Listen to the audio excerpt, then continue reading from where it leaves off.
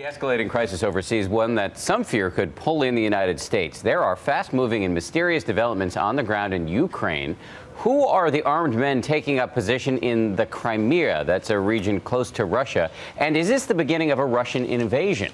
ABC's Alex Marquardt is in Crimea with the latest. Alex, good morning. Good morning, Dan. Indeed, fast-moving and dramatic developments here this morning. You can see some of the pro-Russia fervor right here behind me. The pro-Russian prime minister here has said he is in control of the police and the army. He has asked Russian President Vladimir Putin to intervene in Crimea, a request the Kremlin says it will not ignore, stoking fears of a major escalation. They are unmistakable Russian military vehicles, a convoy of Russian Marines now operating on the roads of Ukraine's Crimea. A blatant show of force by Russia, fueling fears they plan to invade, as Ukraine accuses Russia of bringing in thousands of troops.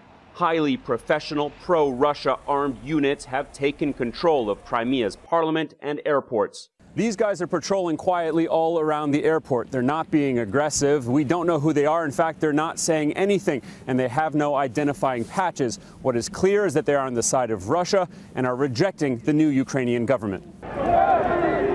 Crimea may technically be a part of Ukraine, but culturally and ethnically it is mostly Russian. Crimea did not support the uprising in the capital Kiev, and many here would like to see it become part of Russia. Russia is already in Crimea with bases for its Black Sea Fleet and around 15,000 troops. But President Obama on Friday issued a harsh warning against any further military action. The United States will stand with the international community in affirming that there will be costs for any military intervention in Ukraine.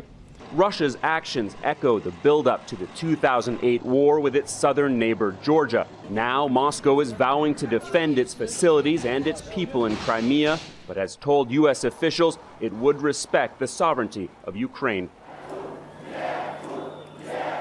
Even if the Russian military doesn't deploy its own forces, it's clear that its allies already have and are quickly taking control of Crimea. So the big question now is, how will Ukraine and the rest of the world respond?